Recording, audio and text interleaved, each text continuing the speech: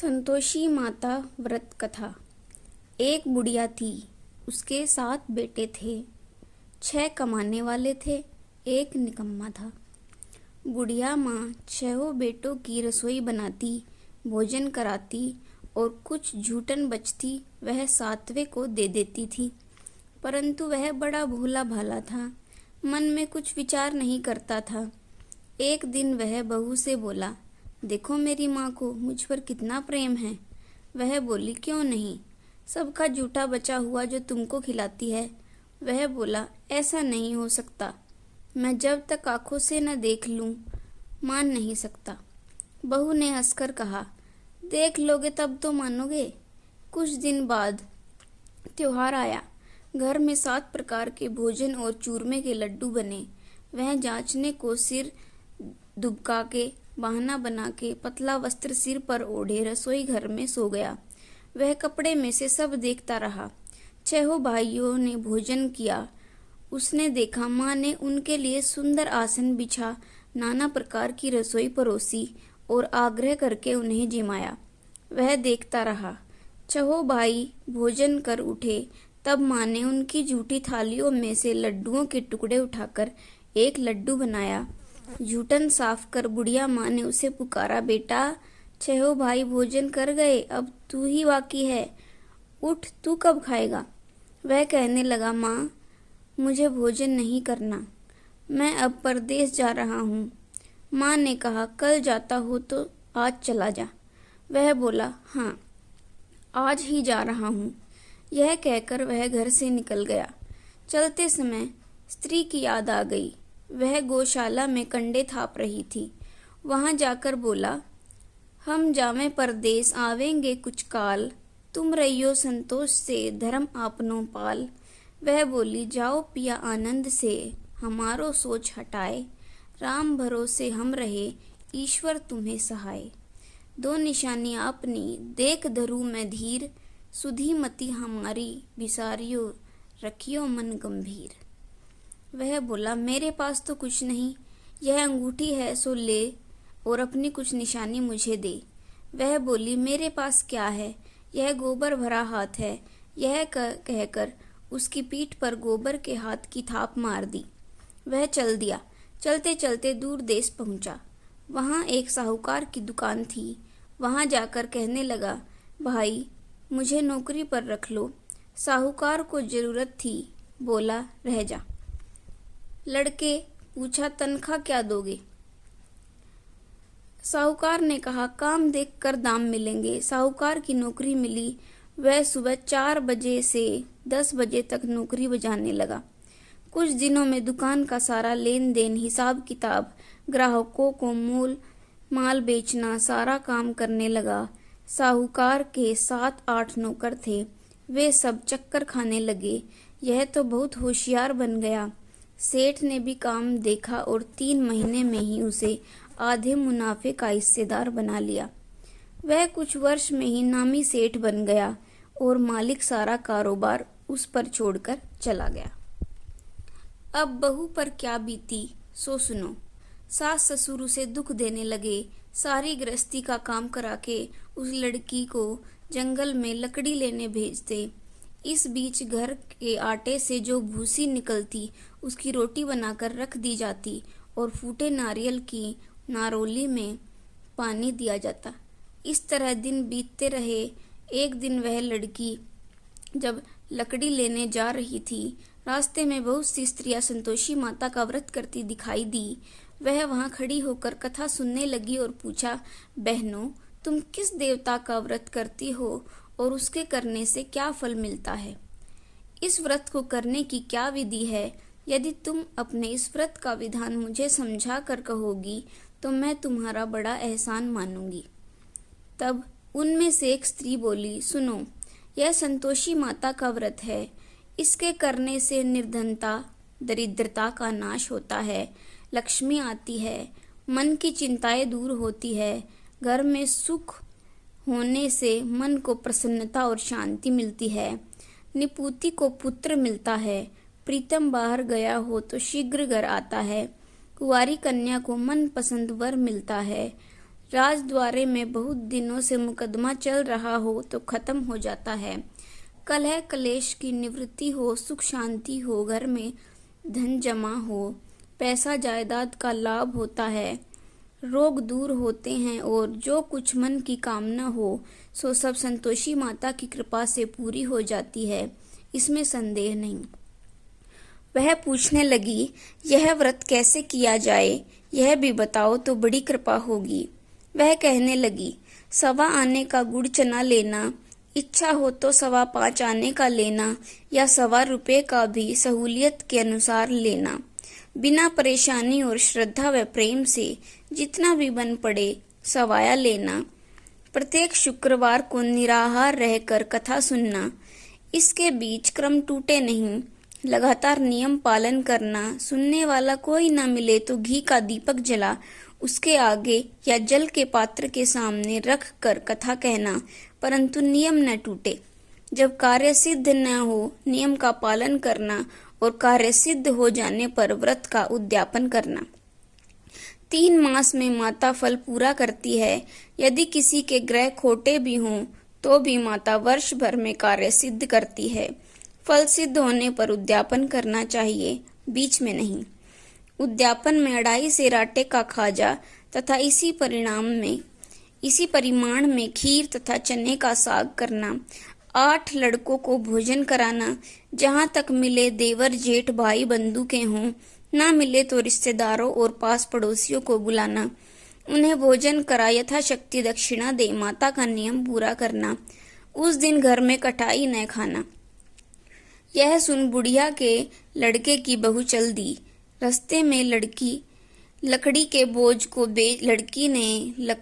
बोझ को बेच दिया और उन पैसों से गुड़ चना ले माता के व्रत की तैयारी कर आगे चली और सामने मंदिर देखकर पूछने लगी, यह मंदिर किसका है? सब कहने लगे, संतोषी माता का मंदिर है। यह सुनकर माता के मंदिर में जाकर चरणों में लौटने लगी।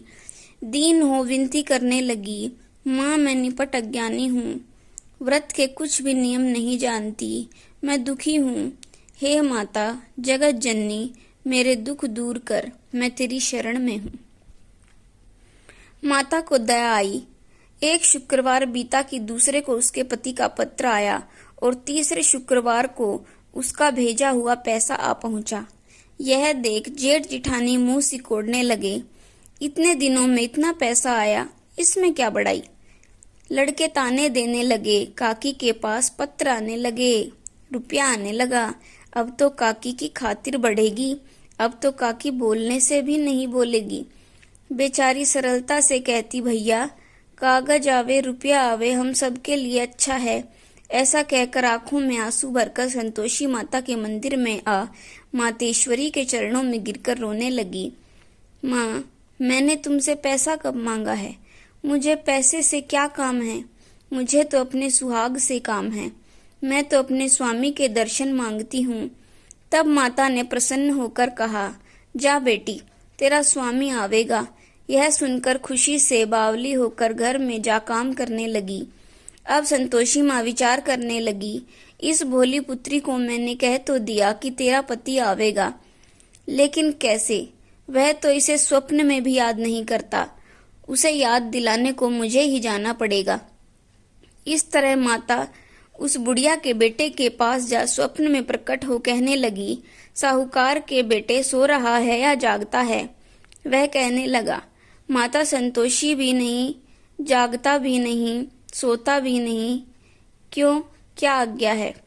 माँ कहने लगी, तेरे घर बार कुछ है कि नहीं? वह बोला, मेरे पास सब कुछ है, माँ बाप है, बहू है, क्या कमी है? माँ बोली, भोले पुत्र, तेरी बहू घोर कष्ट उठा रही है। तेरे माँ बाप उसे त्रास दे रहे हैं। वह तेरे लिए तरस रही है, तू उसकी सुध ले। वह बोला, हाँ माता जी, यह तो मालूम है, परंतु जाऊं तो कैसे? परदेश की बात है, लेन देन का कोई हिसाब नहीं, कोई जाने का रास्ता नहीं आता, कैसे चला जाऊं? माँ कहने लगी, मेरी बात मान। सवेरे नहा धोकर संतोषी माता का नाम ले, घी का दीपक जला, दंडवत कर दुकान पर जा बैठ। देखते देखते सारा लेन देन चुक जाएगा, जमा किया गया माल बिक जाएगा। सांझ होते होते धन का भारी ढेर लग जाएगा। अब सवेरे जल्दी उठ, भाई बंधुओं से सपने की सारी बात कहता है। वह सब उसकी अनसुनी कर देते हैं। कभी सपने भी सच होते हैं। एक बूढ़ा बोला, देख भाई, मेरी बात मान। इस प्रकार झूठ साच कहने के बदले देवता ने जैसा कहा है वैसा ही करने में तेरा क्या जाता है। अब बूढ़े की बात मानकर वह नहा धोकर संतोषी माता को दंडवत घी का दीपक जला दुकान पर जा बैठा। थोड़ी देर में क्या देखता है कि देने वाले रुपया लाने लगे, लेने वाले हिसाब लेने लगे। कोठे में भरे सामान के खरीदार नगद दाम दे सौदा करने लगे। शाम तक धन का भारी ढेर लग गया। मन में माता का नाम ले, चमत्कार देख प्रसन्न हो, घर ले जाने वाले रास्ते गहना कपड़ा सामान खरीदने लगा। यह काम से निपट तुरंत घर को रवाना हुआ। बहू बेचारी जंगल में लकड़ी लेने जाती, लौटते वक्त माताजी के मंदिर में विश्राम करती है। वह तो उसके प्रतिदिन रुकने का जो स्थान ठहरा। धूल उड़ती देख वह माता से पूछती है, हे माता, यह धूल कैसे उड़ रही है। माता कहती है, हे पुत्री, तेरा पति आ रहा है। अब तू ऐसा कर, लकड़ियों के 3 बोझ बना ले। एक नदी के किनारे रख, दूसरा मेरे मंदिर पर, वह तीसरा अपने सिर पर रख। तेरे पति को लकड़ियों का गट्ठर देख मोह पैदा होगा। वह यहाँ रुकेगा, नाश्ता पानी खाकर माँ से मिलने जाएगा। तब तू लकड़ियों का बोझ उठाकर जाना और चौक में गट्ठर डालकर जोर से आवाज लगाना, लो सासू जी, लकड़ियों का गट्ठर लो, भूसी की रोटी दो, नारियल के खोपड़े में पानी दो। आज मेहमान कौन आया है? बहुत अच्छा माता जी से कहकर वह प्रसन्न मन से लकड़ियों के 3 गट्ठर ले आई। एक नदी के किनारे पर, एक माताजी के मंदिर पर और एक अपने सिर पर रखकर चल पड़ी। इतने में मुसाफिर आ पहुंचा। सूखी लकड़ी देख उसकी इच्छा उत्पन्न हुई कि हम यहीं पर विश्राम करें और भोजन बनाकर खा पीकर गांव जाएं। इसी तरह रुककर भोजन बना विश्राम करके गांव को गया। सबसे प्रेम से मिला। उसी समय सिर पर लकड़ी का गट्ठर लिए वह उतावली सी आती है। लकड़ियों का भारी बोझ आंगन में डालकर जोर से 3 आवाज देती है, लो सासू जी, लकड़ियों का गट्ठर लो, भूसी की रोटी दो। आज मेहमान कौन आया है? यह सुनकर उसकी सास बाहर आकर अपने दिए हुए कष्टों को भुलाने हेतु कहती है, बहू ऐसा क्यों कहती है? तेरा मालिक ही तो आया है। आ बैठ, मीठा भात खा, भोजन कर, कपड़े गहने पहन। उसकी आवाज सुन उसका पति बाहर आता है। अंगूठी देख व्याकुल हो जाता है। माँ से पूछता है, माँ यह कौन है? माँ कहती है, बेटा यह तेरी बहू है।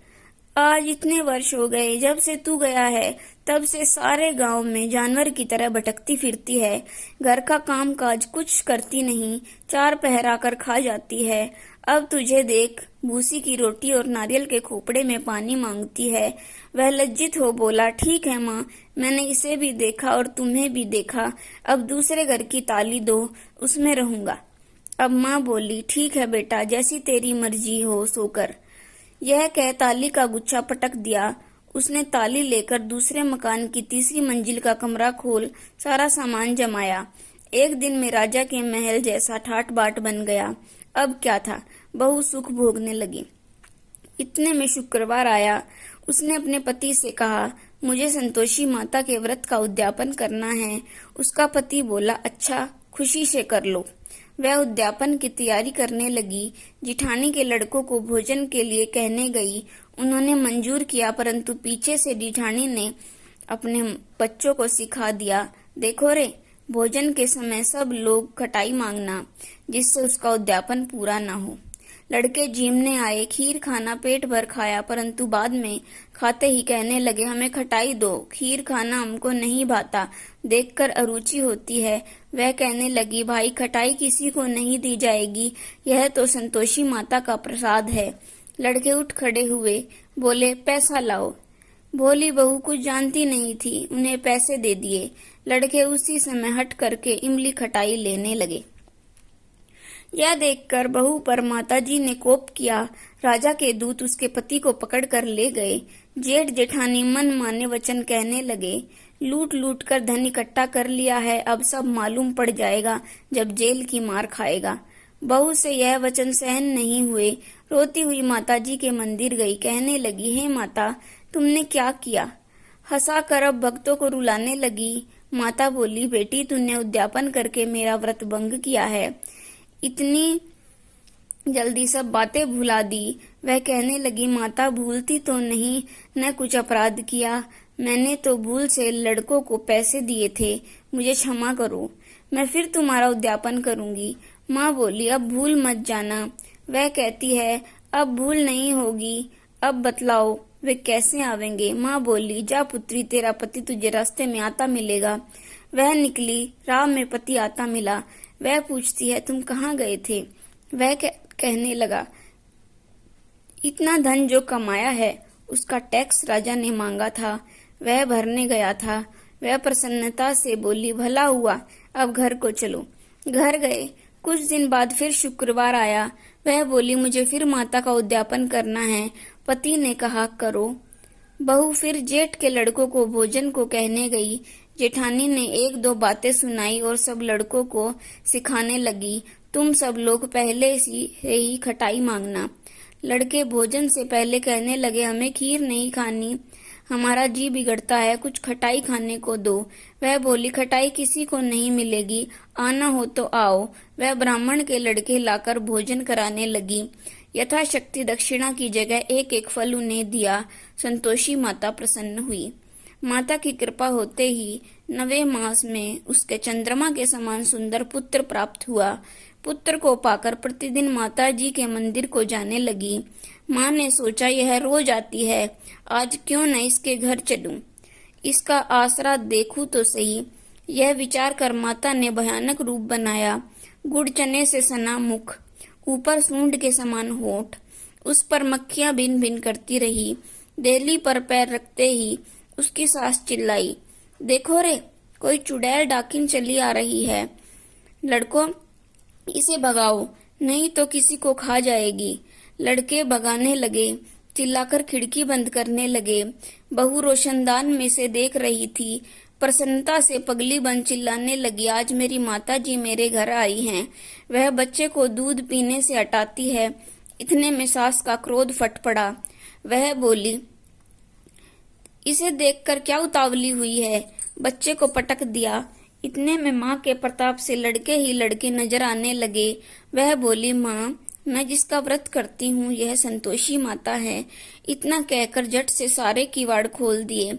सबने माता जी के चरण पकड़ लिए और विनती कर कहने लगे, हे माता, हम मूर्ख हैं, अज्ञानी हैं, तुम्हारे व्रत की विधि हम नहीं जानते। व्रत भंग कर हमने बड़ा अपराध किया है। जगत माता, आप हमारा अपराध क्षमा करो। इस प्रकार माता प्रसन्न हुई। बहू को प्रसन्न हो, जैसा फल दिया वैसा माता सबको दे, जो पढ़े उनका मनोरथ पूर्ण हो। जय माँ संतोषी।